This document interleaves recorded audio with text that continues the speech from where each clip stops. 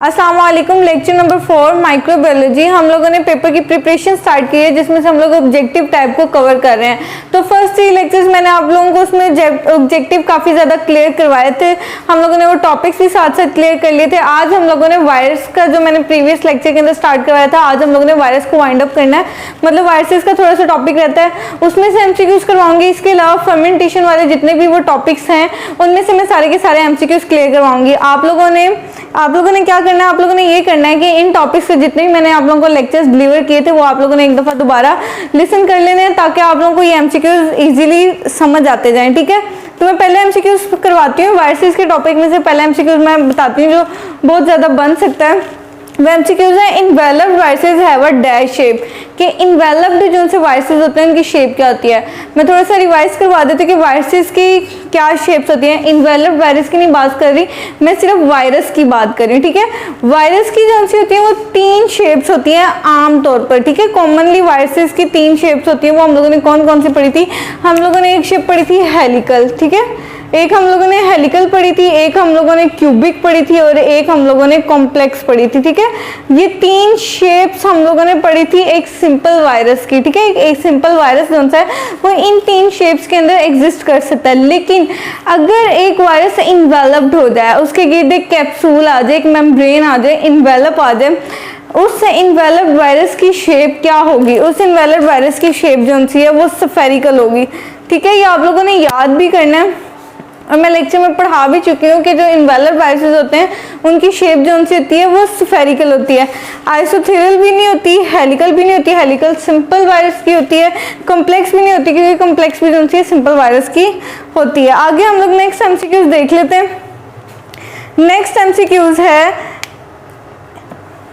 The size of viruses is usually measured in।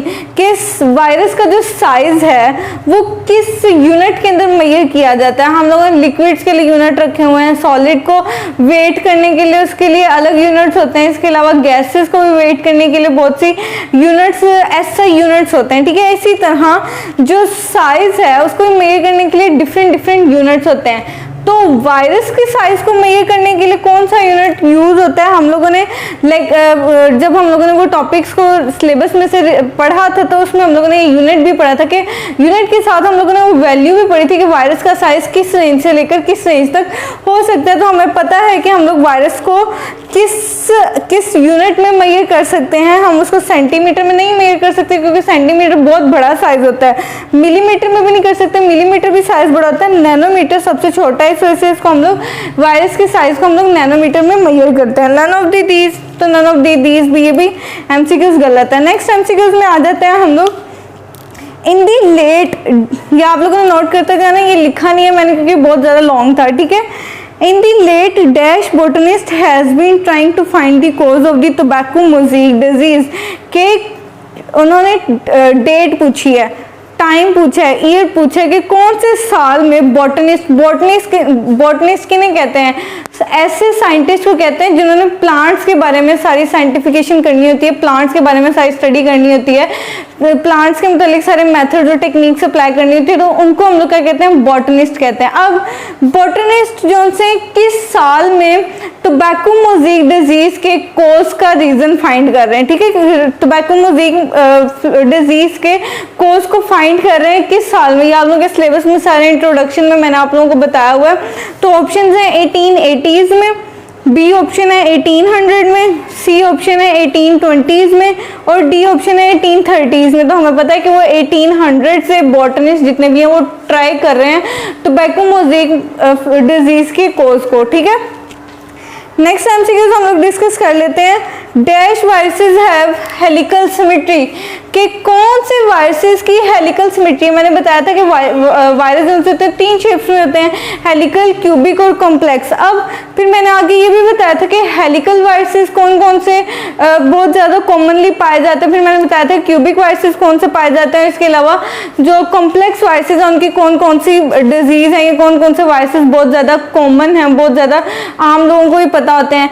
तो MCQs ये है कि dash viruses have helical symmetry, ये तीनों वायरसेस हैं। ठीक है, अब इनमें से वो कौन सा वायरस है जिसकी सिमेट्री, जिसकी शेप, जिसका स्ट्रक्चर जो है हेलिकल है, स्प्रिंग लाइक है। ठीक है, इस तरह करके। ठीक है, तो ऑप्शन है इन्फ्लुएंजा वायरस, सेकेंड ऑप्शन है राइबीज, थर्ड ऑप्शन है राइबीज एंड टोबैको मोज़ेक और डी ऑप्शन है नन। तो हमें पता है, हम लोगों ने उस सिलेबस के अंदर पढ़ा था। अगर आप लोगों को सिलेबस याद होगा तो ये आप लोग एमसीक्यू 1 सेकंड के अंदर ही कवर कर लोगे कि जो राइबीज है और टोबैको मोज़ेक है, इन दोनों के वायरसेस जो से होते हैं स्ट्रक्चर में, सिमेट्री में हेलिकल होते हैं, ठीक है, स्प्रिंग लाइक होते हैं। ओके, नेक्स्ट एमसीक्यूज हम लोग देख लेते हैं। Herb simplex and polio viruses have, कि जो हर्ब सिंप्लेक्स और पोलियो वायरसेस हैं, ये हर्ब सिंप्लेक्स भी एक वायरस है और पोलियो भी एक वायरस है, ठीक है। ये इनकी सिमेट्री क्या होती है, इनकी शेप क्या होती है? तो ऑप्शन हैं helical symmetry, icosahedral symmetry, both A and B, none of the above, ठीक है। हेलिकल सिमेट्री आप लोगों को मैंने बता दिया, स्प्रिंग लाइक। आइकोसाहेड्रल की अगर बात करें कि आप लोगों को न्यू नेम लग रहा है, तो ये आप लोगों के लिए न्यू नेम नहीं होना चाहिए, आप लोगों को पता होना चाहिए कि क्यूबिक शेप का सेकंड नेम ही आइकोसाहेड्रल है। तो जो से सिंप्लेक्स, हर्ब सिंप्लेक्स और पोलियो के वायरसेस, उनकी शेप क्या है? आइकोसाहेड्रल सिमेट्री है, ठीक है। ये एमसीक्यूज आप लोगों ने याद कर लेना है, ठीक है। नेक्स्ट एमसीक्यूज है the nucleic acid of viruses occurs in, कि जो वायरसेस के अंदर न्यूक्लिक एसिड पाया जाता है, जीनोम बेसिकली पाया जाता है, वो कितनी स्ट्रैंड्स पर मुश्तमिल होता है, कितने धागों पर मुश्तमिल होता है? डबल स्ट्रैंडेड होता है। बी ऑप्शन है सिंगल स्टैंडर्ड होता है क्या? सी ऑप्शन है डबल और सिंगल स्टैंडर्ड के, या तो डबल भी हो सकता है या तो सिंगल भी हो सकता है। डी है नन ऑफ दी अबव के, इनमें से कोई भी नहीं। तो आप लोगों को ये अच्छे तरीके से पता है कि जो वायरस है वो दो चीज़ों से बना हुआ है, या एक चीज़ तो उसमें प्रोटीन होती है, दूसरी चीज़ उसके अंदर डीएनए भी हो सकती है और आरएनए भी हो सकती है। अब एक और बात मैं आप लोगों को बता दूं, ये भी आप लोगों को पता है कि डीएनए जो सा होता है दो स्ट्रैंड्स पर मुश्तमिल होता है, दो धागों पर मुश्तमिल होता है, और आरएनए जो सा एक धागे पर मुश्तमिल होता है, ठीक है। सिंगल स्ट्रैंडेड आरएनए होता है, डीएनए जो सा होता है डबल स्ट्रैंडेड होता है, ठीक है।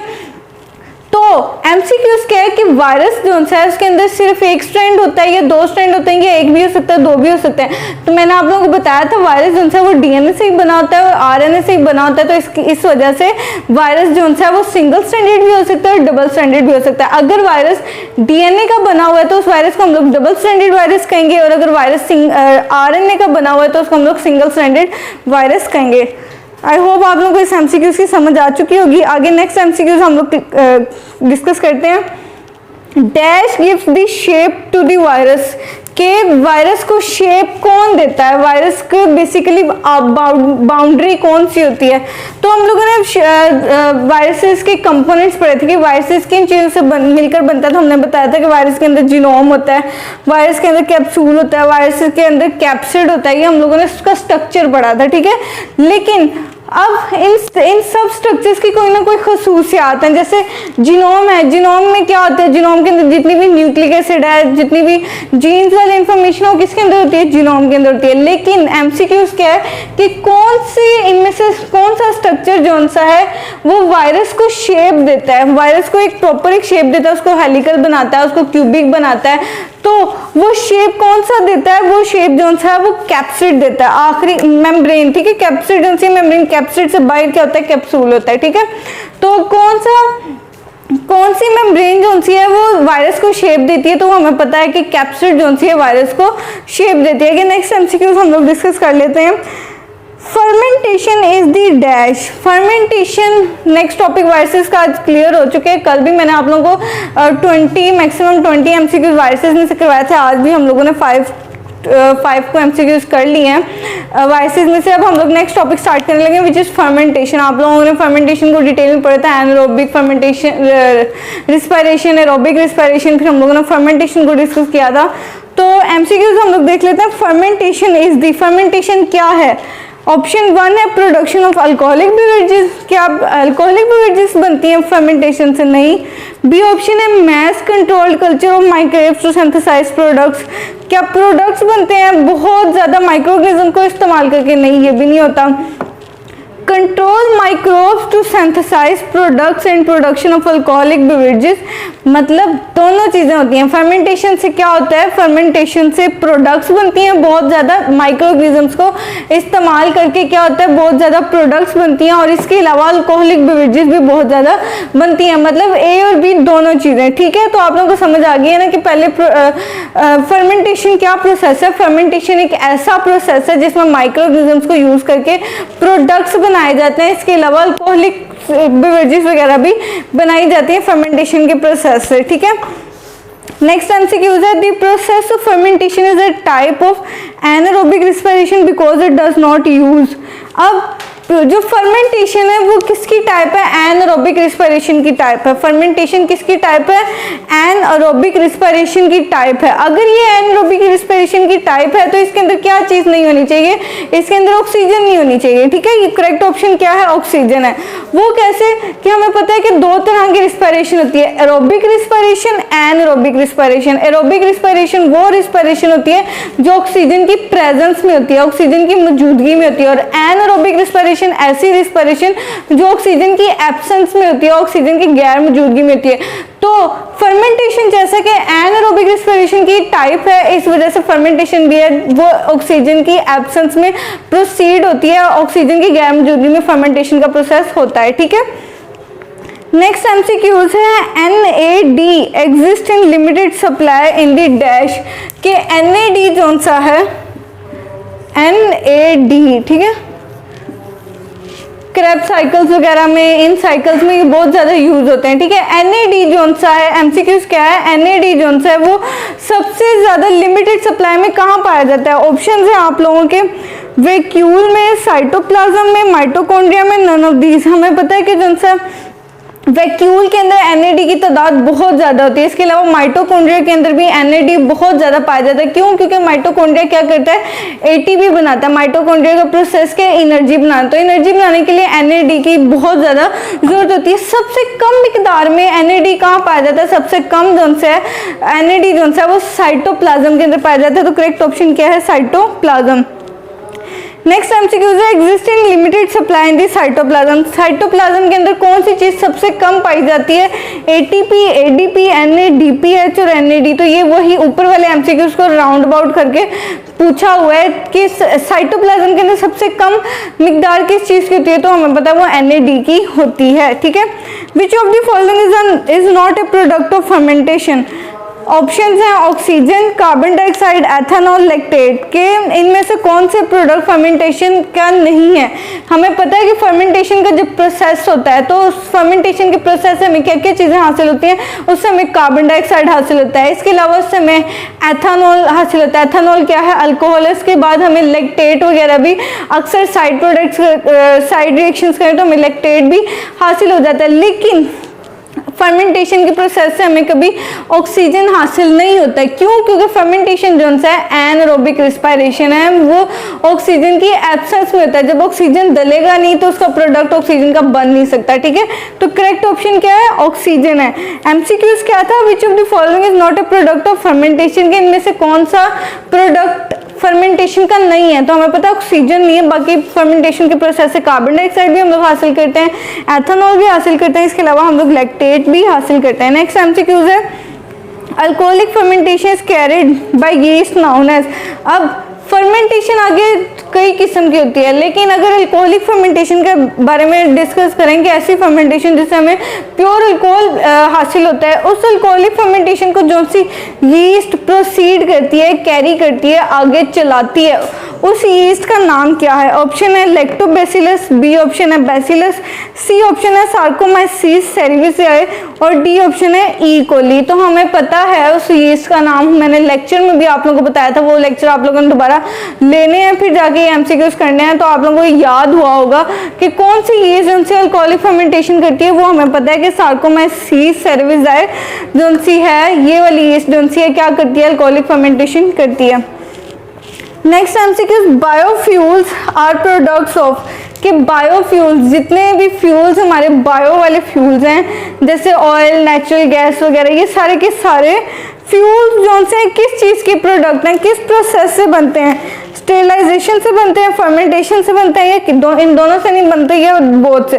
तो हमें पता है कि बायोफ्यूल्स जो हैं वो एब्सेंस ऑफ ऑक्सीजन से बनते हैं, ऑक्सीजन की गैर मौजूदगी में ज़मीन के अंदर बनते हैं। तो ये कौन से अमल से बनते हैं? इसका मतलब फर्मेंटेशन से बनते हैं, ठीक है। Biofuels are the product of fermentation, ठीक है। ये एमसीक्यूज भी आप लोगों ने अच्छी तरीके से कवर कर लेना है। नेक्स्ट एमसीक्यूज है, fermentation of grains usually results in production of, जब अनाज की, गंदम की जब हम लोग फर्मेंटेशन करते हैं तो हमें क्या हासिल होता है, किस चीज़ की बहुत ज़्यादा प्रोडक्शन होती है, ऑक्सीजन की, नाइट्रोजन की, कार्बन डाइऑक्साइड की, क्या ऑल ऑफ दीज की। तो हमें पता है कार्बन डाइऑक्साइड बहुत ज़्यादा मिकदार में बनता है, कार्बन डाइऑक्साइड की अच्छी खासी प्रोडक्शन होती है जब ग्रेन्स की फर्मेंटेशन की जाती है। लास्ट एमसीक्यूज मैं आप लोगों को आपके लेक्चर्स का बता देती हूँ। The standard setting for a hot air oven is at least 2 hours at dash degree। ये वाला एमसीक्यू बहुत ज़्यादा इंपॉर्टेंट है, बहुत ज़्यादा आता है कि मतलब जब हॉट एयर ओवन के अंदर हम लोग स्टैंडर्ड टाइमिंग एडजस्ट करें तो वो कितनी होनी चाहिए, वो टाइमिंग जो सी है 2 घंटे और 160 डिग्री सेंटीग्रेड होनी चाहिए। ठीक है, ऑप्शन है 160, 170, 180, नन ऑफ दीज। तो हमें पता है याद करना है, क्या हमने करना है 160 डिग्री हम लोगों ने याद करना है। इसके अलावा अगर वो 160 डिग्री देगा तो इस पर वो घंटे नहीं देगा, तो घंटे भी आप लोगों ने याद साथ ही कर लेने के 2 घंटे और 160 डिग्री। ठीक है, तो आज का लेक्चर इतनी है। नेक्स्ट हम लोग फर्मेंटेशन से आगे जितने भी टॉपिक्स होंगे सिलेबस के अंदर हम लोग उनमें से जितने भी एमसीक्यूज बनते होंगे वो कवर करेंगे। अगर आपको समझ ना आई हो तो क्वेश्चन जरूर कीजिएगा। अल्लाह हाफिज़।